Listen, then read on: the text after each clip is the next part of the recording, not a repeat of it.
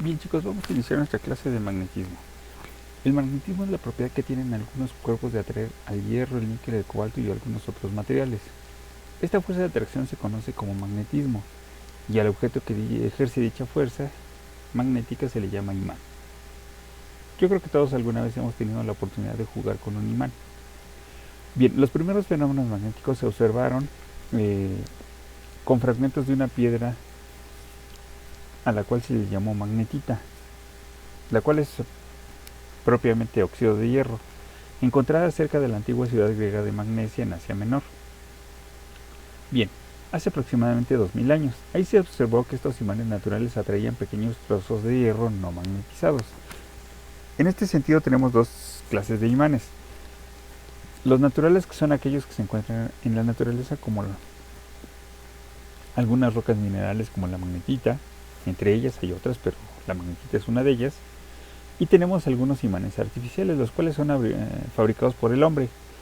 Normalmente se frotan con un imán algunas piezas de hierro y estas también se vuelven imanes.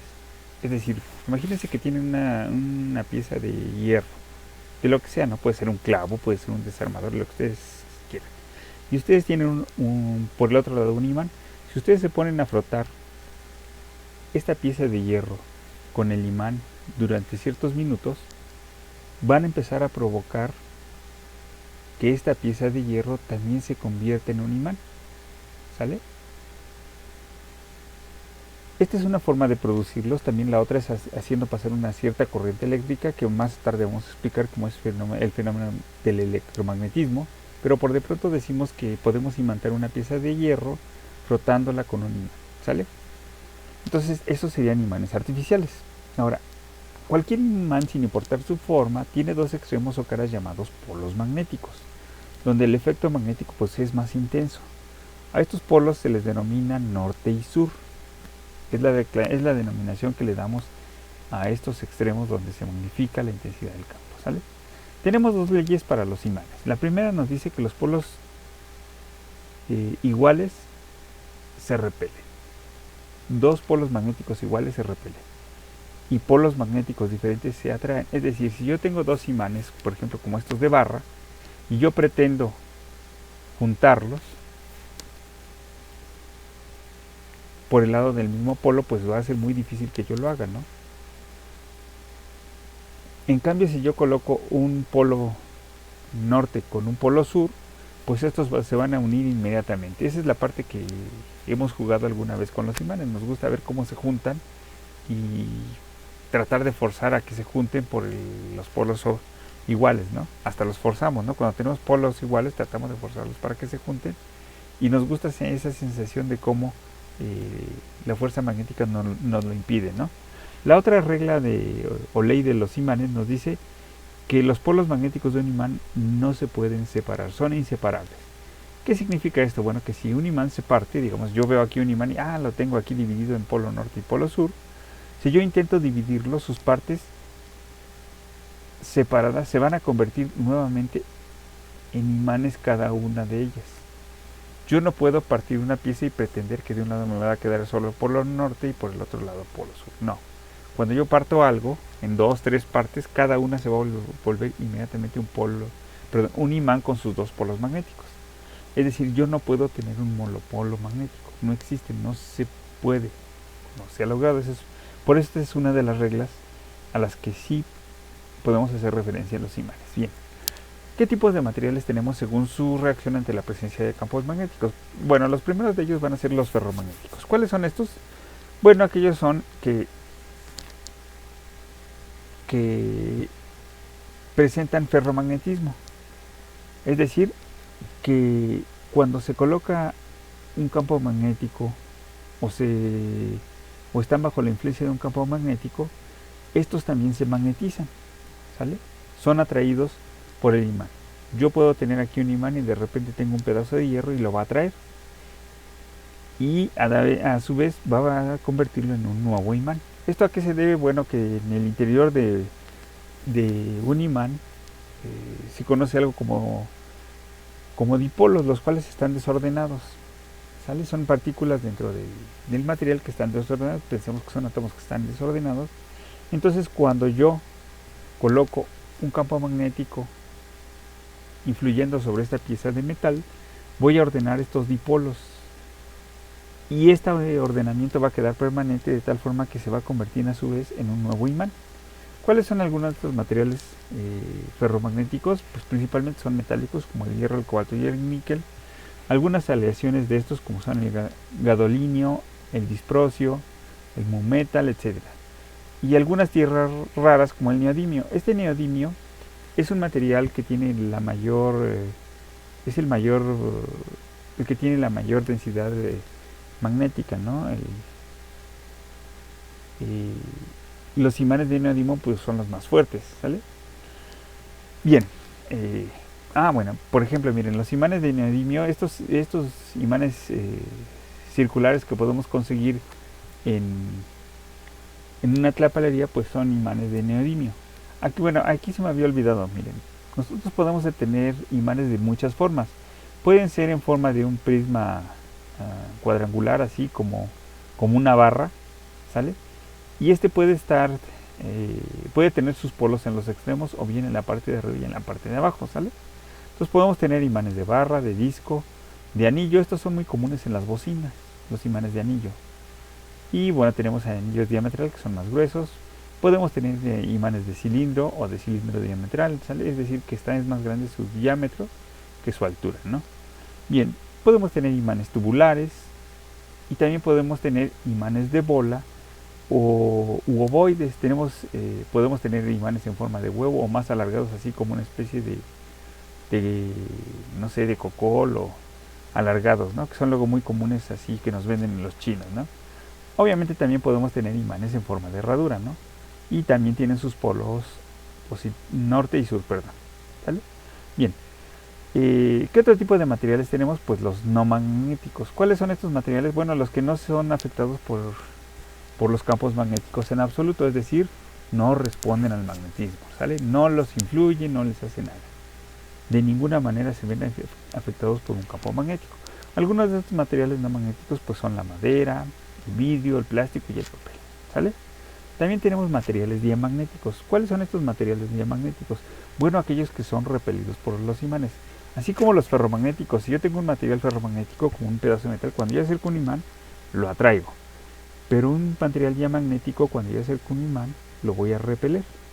Este fenómeno se debe a que en un imán, cuando está en presencia de un campo magnético, estos en lugar de ordenarse con el campo magnético, al contrario, se ordenan pero en sentido contrario, de tal forma que yo cuando presento el polo positivo del imán hacia este material, este se va a convertir en un imán temporalmente con sus polos opuestos. Es decir, cuando yo acerco el polo positivo, él me va a colocar el polo negativo en contra de mi polo positivo y ¡pum!, va a ser rechazado. Si yo rápidamente giro mi imán y ahora le presento el polo negativo, pero en el polo sur, él también va a cambiar y va a presentar el polo norte frente al imán que yo le estoy poniendo, ¿sale? Y entonces también se va a repeler, ¿sale? El fenómeno del diamagnetismo fue descubierto en 1845 por el físico químico Michael Faraday, quien observó que un trozo de bismuto era repelido por un imán. Y dijo, chihuahuas, así como hay materiales que se atraen, hay otros que se repelen. Cualquiera que fuese el polo, no importaba cómo ponía el imán, siempre era repelido, ¿no? Esa experiencia indicaba que el campo externo generado por un imán inducía en el bismuto un dipolo magnético con sentido opuesto, ¿vale? Bien, materiales paramagnéticos. Los materiales paramagnéticos son atraídos por los imanes, es decir, sí son atraídos por los imanes, pero estos no se convierten en imanes permanentes, ¿vale? Es decir, yo puedo tener un material de estos bajo la influencia de un imán y sí se va a presentar el magnetismo, sí se van a ordenar sus dipolos frente al campo magnético, pero una vez que yo retire el imán, pues estos se van a volver a desordenar y no van a quedar memoria del orden que tuvieron en un momento. ¿Cuáles son esos materiales paramagnéticos que solamente se ordenan mientras están bajo la influencia de un imán y cuando quitamos el imán, pues estos ya se vuelven a desordenar, ¿no? Bueno, algunos de ellos son el aire, el magnesio, el aluminio, el titanio y el wolframio, ¿no? Aquí tenemos algunas listas de materiales paramagnéticos, pues tenemos el oxígeno, sodio, magnesio, aluminio, tungsteno, titanio, platino y uranio, ¿no? ¿Cuáles son diamagnéticos? Los que son repelidos, pues el hidrógeno, el nitrógeno, el CO2 o dióxido de carbono, el alcohol, el agua, el cobre, la plata y el oro, ¿sale? Entonces estos materiales son repelidos, ¿sale? Por los imanes. Vamos a ver ahora el campo magnético. ¿Qué pasa con el campo magnético? Bueno, todo imán está rodeado por una región del espacio donde se manifiestan los efectos magnéticos, ¿sale? Es decir, si yo tengo un imán, los efectos magnéticos se van a producir en la proximidad del imán, ¿sale? Dichas regiones se llaman campos magnéticos. Aquí donde ejerce su influencia el imán va a ser el campo magnético. El campo magnético se denota con la letra B. Sus líneas de campo o líneas de flujo siempre son curvas cerradas, a diferencia de los campos eléctricos. ¿Sí se acuerdan cuando en los campos eléctricos, cuando yo tenía un átomo positivo, perdón, un protón o un neutrón, si era protón salían de las líneas, si era neutrón, ¿se acuerdan que entraban? Y eran así como puntas, ¿sale? Que salían o entraban. En cambio aquí no, aquí las líneas de campo salen del polo norte y entran en el polo sur, ¿sale? Bien, las líneas de campo magnético son como se muestran aquí en la figura. Por ejemplo, si yo tengo un imán de barra, vamos a ver que salen del polo norte y entran en el polo sur. Si tengo un imán de herradura, pues salen del polo norte y del polo sur. Y en esta parte donde están muy próximos los polos, va a ser muy intenso el campo magnético. Aquí yo puedo tener una pila donde estoy generando un electroimán y vemos que también se generan líneas de campo magnético cerradas, ¿sale? Aquí cuando yo tengo dos imanes, uno frente al otro, pero por polos opuestos, pues las líneas salen del polo norte y entran al polo sur, es decir, se atraen. En cambio, si yo presento el polo norte frente al polo norte, sí salen ambas y entonces se repelen, tratan de separarse. También nuestro planeta se comporta como un imán y vemos que salen del polo norte, que está en el sur geográfico, y entran en el polo sur magnético, que es el polo norte geográfico. Salen del polo norte magnético y llegan al polo sur magnético.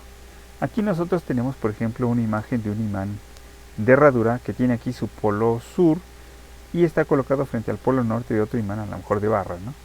Y entonces vemos cómo con un poquito de limadura de fierros se empiezan a generar las líneas de campo magnético. Salen del polo norte y entran al polo sur, ¿sale? Vamos ahora con los campos magnéticos y corrientes eléctricas. Bien. Durante el siglo XVIII muchos científicos trataron de averiguar la conexión entre la electricidad y el magnetismo. Y pues la verdad es que no tuvieron éxito, ¿no? Esos fracasos, pues, lo único que demostraron es que una carga eléctrica estacionaria y un imán no tenían influencia mutua, ¿sale? Pero en 1820 Hans Christian Ørsted descubrió que cuando se colocaba una brújula cerca de un alambre conductor, la aguja se desviaba inmediatamente cuando el alambre era conectado a una batería, como se muestra aquí, ¿no? Yo tengo aquí un alambre, el cual está conectado por un lado a la batería, pero el otro no, y pongo una brújula en su proximidad. Cuando yo cierro el circuito, es decir, toco el otro extremo de la pila con el extremo del conductor, entonces en ese momento se desvía la brújula. ¿Por qué? Porque en el entorno del cable se produce un campo magnético que afecta a la aguja de la brújula. Aquí tenemos un ejemplo. Yo tengo una pila, un cable que va de las terminales positiva y negativa de mi pila, y yo coloco una brújula en la proximidad de este cable. Cuando yo cierro el circuito, esta brújula se va a ver influenciada por este campo magnético, ¿sale? Así pues, de esta forma se encontró una conexión entre la electricidad y el magnetismo. Vamos a ver el campo magnético de la Tierra. El campo magnético terrestre está mayoritariamente producido por corrientes eléctricas que ocurren en el núcleo, que es de naturaleza líquida. Si ustedes recuerdan, el núcleo de nuestro planeta es un líquido a alta temperatura, ¿no? Está el rojo vivo, pues es lo que sale de los volcanes, ¿no? El cual está compuesto principalmente por hierro y níquel fundidos a alta temperatura, ¿no? Y pues son altamente conductores. El movimiento del fluido se produce por convección. Mientras más cerca están del centro, pues hay más calor, entonces son más calientes y son más ligeros. Los que están más en el exterior son más fríos y entonces ellos bajan mientras que los que están más calientes tienden a alejarse del centro y entonces se empiezan a formar pequeños torbellinos, ¿sí? O ciclos de movimiento de las corrientes de convección en el núcleo externo, ¿sale? Bien, entonces cuando más grande es la temperatura de un fluido en las profundidades, este es más ligero. Así el modelo asume que el movimiento de convección de cargas es la fuente para generar el campo magnético. Este movimiento de las cargas es lo que genera el campo magnético, comportándose como podría ser un dínamo, ¿sale? Pero no es el único mecanismo que produce esto. Otro mecanismo que está implicado en el mantenimiento de estos movimientos de convección, pues es el efecto de atracción de la Luna.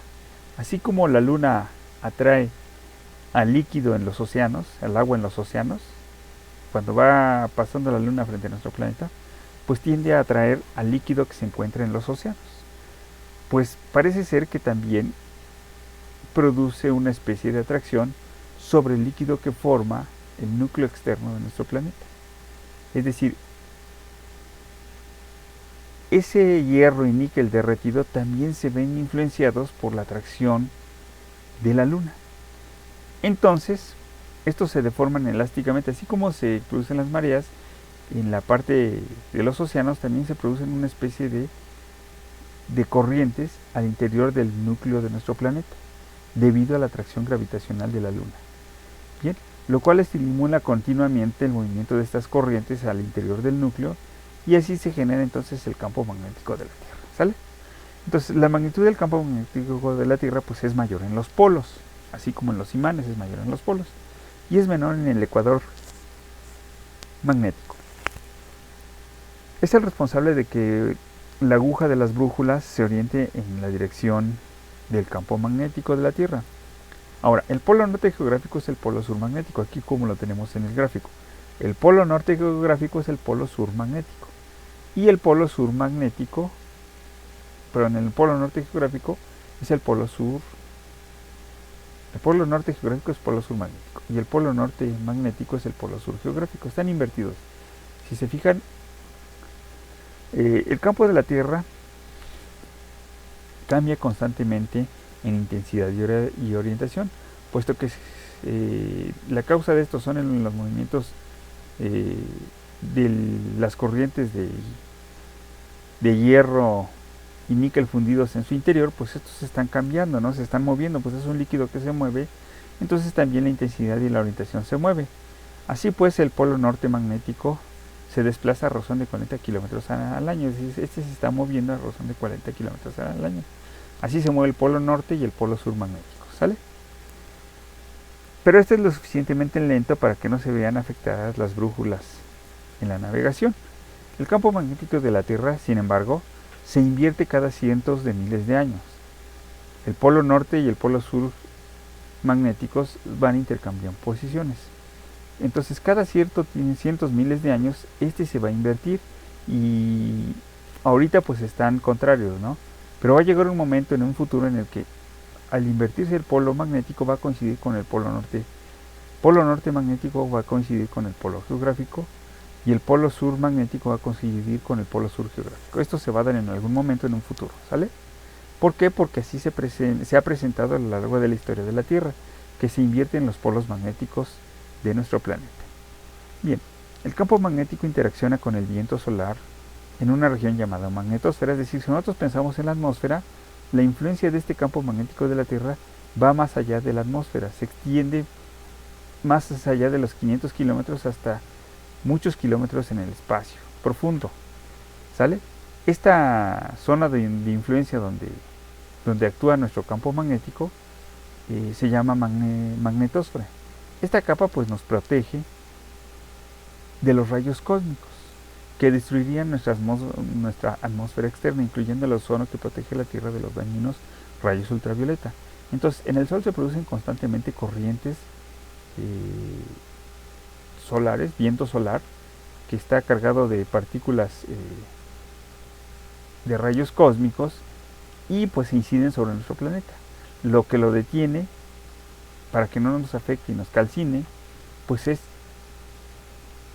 este campo magnético que tenemos y los desvía, los detiene, ¿no? Bien, uno de los fenómenos atmosféricos que tiene su origen en esta interacción entre el campo magnético de la Tierra con los rayos cósmicos del Sol, pues son las auroras boreales, muy comunes en las regiones de los polos, como en Alaska y los países nórdicos, pero también se puede observar al sur de nuestro planeta, por ahí, por ejemplo, en Argentina, al sur de Argentina, muy cerca de la Tierra del Fuego. Bueno, pues ahí también se pueden percibir las auroras boreales. ¿Qué son las auroras boreales? Bueno, pues son una serie de luces o destellos de luces de colores provocados precisamente por el choque de este viento solar, estos rayos cósmicos que vienen debido al viento solar, que inciden sobre el campo magnético de la Tierra, ¿sale? Recuerden que ahí es más intenso el campo magnético, entonces por ahí se desvían. Ahora vamos a entrar a la parte numérica, a la parte de cálculos. El flujo magnético, que se define como phi, es la cantidad física utilizada para describir un campo magnético. Es una medida del número de líneas de campo magnético que cruzan una superficie A con un ángulo de inclinación phi. Nosotros tenemos aquí un gráfico, tenemos un disco que representa una superficie circular y a esa la atraviesan una serie de líneas de campo magnético. Esas líneas de campo magnético con la dirección normal de la superficie forman un cierto ángulo phi, que lo tenemos aquí. Entonces el flujo magnético que lo tenemos representado aquí se calcula multiplicando las líneas de campo magnético por el área y por el ángulo que forman estas. Ahora, cuando las líneas de campo magnético son perpendiculares al área, el flujo se calcula como flujo magnético es igual a campo magnético por área, es decir, no hay un ángulo que intervenga en esto. Ahora, aquí tenemos, bueno, la definición de las variables que están aquí, ¿no? B representa el campo magnético, A pues obviamente el área y phi B el flujo magnético. Las unidades de campo son teslas, las unidades de área pues ya la habíamos visto, son metros cuadrados, mientras que el flujo magnético tiene unidades de Weber, ¿sale? Aquí es importante señalar algo, chicos. El campo magnético también recibe el nombre de densidad de flujo magnético o inducción magnética. Bien, vamos a ver algún ejemplo. Aquí nos dice calcular la inducción magnética. Si se fijan, aquí ya usaron este sinónimo de campo magnético, que es la inducción magnética. Calcular la inducción magnética que existiría en el polo de un imán con forma de prisma cuadrado, de 2 centímetros de lado en el cuadrado, si es atravesado por un flujo magnético de 0.01 Weber. Bueno, pues yo tengo que poner mis datos. Si ya me dan el valor del flujo magnético, yo lo pongo aquí, 0.01 Weber. Me piden pues la inducción magnética, que es el campo magnético, me lo están pidiendo. Me dan el lado del cuadrado, yo sé que el lado es igual a 2 centímetros, hago su conversión, es 0.02 metros. Y bueno, yo calculo el área de un cuadrado como lado por lado, que es decir, 0.02 por 0.02 me da 0.0004 metros cuadrados. Bueno, yo utilizo la fórmula directamente, el flujo es igual a el campo por el área. Si despejo el campo, va a ser flujo entre área y sustituyo. El flujo es de 0.01 Weber sobre 0.0004 metros cuadrados. Hago números y me da 25 teslas, que es la unidad en Sistema Internacional del Campo Magnético. ¿Sale? Entonces son los cálculos muy sencillitos, solo tengo que sustituir y listo. Un pequeño despeje si acaso sería el problema. Bien, en el ejemplo 2 tenemos una placa circular de 3 centímetros de radio y existe una densidad de flujo magnético de 4 teslas. Nos piden calcular el flujo magnético total a través de la placa. Bueno, yo pongo mis datos. Si me están dando la densidad de flujo magnético, me están dando el campo magnético, que son 4 teslas. Me piden calcular el flujo magnético, aquí le pongo interrogación, me dan que es una placa circular y me dan el radio de 3 centímetros. Yo lo convierto a sistema internacional, que sería 0.03 metros. El área pues se va a calcular como pi por radio al cuadrado. Pi por 0.03 metros al cuadrado, pues me da 0.002827 metros cuadrados. Yo sustituyo de manera directa porque no hay que hacer despeje. Entonces yo tengo aquí los 4 teslas por los 0.002827 metros cuadrados. Hago números en la calculadora y me da 0.0113 Weber. Y listo, no hay mucho más que decir, ¿no? Es muy rapidito de calcular. Tengo un ejemplo más. Aquí nos dice una espira de 15 centímetros de ancho por 25 centímetros de largo forma un ángulo de 30 grados. cuando a mí me dan ángulos, ya tendría que ser aquella que involucra el ángulo con el seno del ángulo. ¿Sí lo ven? Entonces, pues aquí ya va a estar inmiscuido el ángulo. Tengo que usar la fórmula que usa el seno del ángulo. Ahora, respecto del flujo magnético, determine el flujo magnético que penetra la espira debido al campo magnético cuya intensidad es de 5 teslas. Voy a poner mis datos. El campo magnético es de 5 teslas, el ángulo es de 30 grados. El ancho es de 15 centímetros o 0.15 metros. El largo es de 25 centímetros o 0.25 metros. Bueno, yo calculo el área por largo por alto. 0.25 por 0.15 me da 0.0375. El flujo pues lo pongo directo. Sería campo magnético por área por el seno del ángulo. Campo magnético es 5 teslas. Área es 0.0375 metros cuadrados. Y el seno de 30 grados, porque es el ángulo que me da. Hago números y el resultado final del flujo magnético es 0.093 Vg. Y listo, chicos, con esto concluiríamos nuestra clase de magnetismo.